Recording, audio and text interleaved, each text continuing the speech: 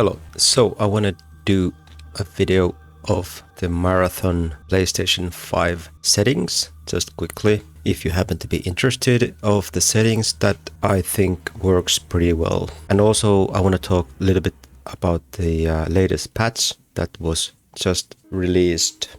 When you go in the control settings, I'm going with the standard layout. My look sensitivity is 6 and the ADS sensitivity is 1.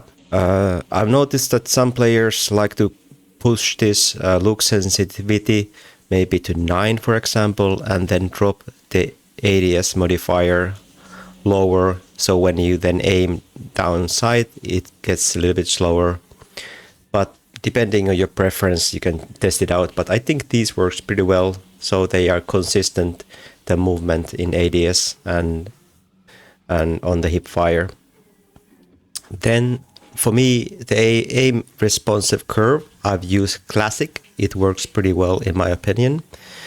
You can try also the linear if you prefer it, but I think classic's pretty good with a good mood. I keep these not inverted, of course. And here for the dead zone, I put it 0.05, but this of course depends on your controller, so you have to check out where you can put it. So put this as low as possible without the stick drift, but you can test it out because, for example, if I drop this to 0, you can see that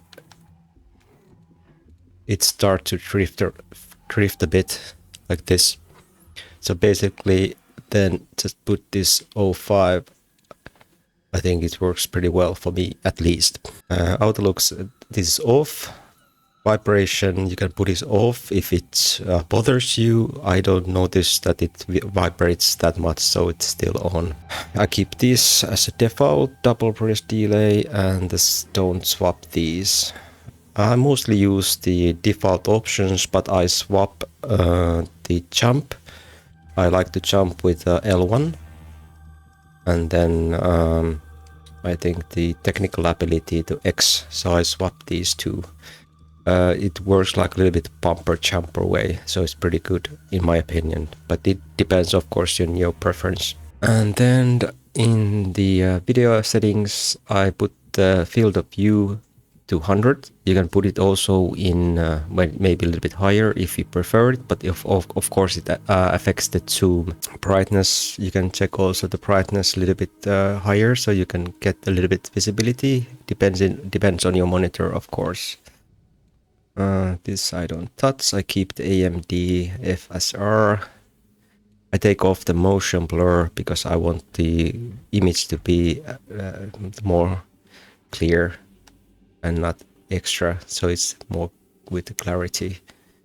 HDR, my monitor doesn't support it. You can check it if you like it in your monitor, and take the chromatic aberration off, so you don't have any extra blur or whatever in the screen, so it's more clear. Sound, I keep this quite at default. You can take music off or lobby music lower if you prefer it. But yeah, it depends on your preference. I keep the music on for the vibes, but if you want to hear every footstep, etc., you can try taking off the music. These I don't touch. These, yeah, this is the basic. Keep on the voice chat, etc. And that's about it. Those are my settings for PS5. Then let's check quickly the latest update and maybe the most important updates that affects the gaming mostly. I think for the new players there'll be a lot of talk about the amount of heals and ammo, so they are increasing the ammo. That is good, and also that is good. Let's see, then some bug fixes, not a big thing. And also this is good that they are changing the thermal scope visibility, because I think their thermal scope were a little bit broken in the meta, so they drop the visibility of the thermals a wee bit. That's a good, and there's a bug in this message. It's kind of goes and I don't know what happens.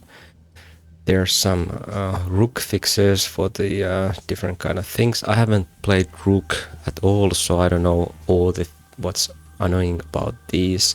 And also big thing that they reduce the health of the most of the UESCs and also the shields on those. So I think that also helps with the resources, like when you play, so you don't waste that much ammo on the robots. This helps also maybe the new players get into the game, because sometimes the robots and bots can be a little bit too aggressive, especially the shield guy is a little bit annoying when you start playing. And also this is good update that they increase the distance where you see the objectives, because sometimes you can't find the objective so easy though, so they changed that from 10 to 20 meters, so they doubled that. And also some fixes of the voice audio when the subtitles are done. So I think sometimes you can see some of the contracts, voiceovers, etc. I didn't notice that. Okay. Yeah.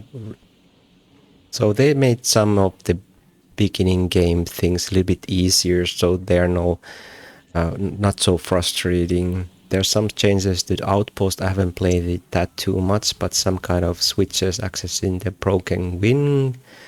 So I think they are kind of updating the whole thing, so taking offline for a bit. And also there was some changes to silk balances and some kind of bugs that when you restarted the game, I think the silk balance was kind of a little bit broken. And also you get a little bit more silk, I think. So some changes to the silk, etc. Some some crashes fixes, that is good. And also some kind of, okay, some intro mission things. Okay, some bug fixes, nothing big. But this is big also when you start the game. Sometimes you get this extended black screen on the map load. This was a little bit annoying. It took a little bit more time. That was a little bit weird. You get stuck in the black screen for a while with only music, but now I think they fixed that. So that's pretty good update, I think, only in the first week. And also one thing I was checking out that I noticed that they are kind of having this alternate reality game going on where you do some missions in the perimeter map, and you can already see that people have finished all the tasks in perimeter. So these all, you can see the new maps, the cryo archive, that you can already go check some of the cameras on the cryo archive.system website. I can put the link in the description, but you can check here the new maps and the details of the videos, what's going on, what's happening here. Upload DAC. What does this mean? What can I upload here? What's this? I don't know. Some weird happening. This alternate reality game. I haven't paid that much attention. I just know that there's some missions you can do in the perimeter. I think they will extend it in different maps in the future. I don't know what is actually this is. I have to Google this. What's happening here? But it's cool that they're having these kind of things going on in the outside of the marathon and create more this whole community around the game. Anyway, that was just a quick video about the settings and some of the new patch that they are still updating. And I think their focus is now making that it's easier to get into the game, because it takes some time to really get into the game. For me, I think I played around 4 to 6 hours that the game finally clicked.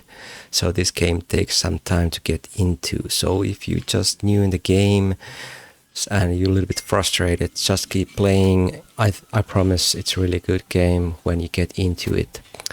Anyway, please like and subscribe and see you in the next video. Bye.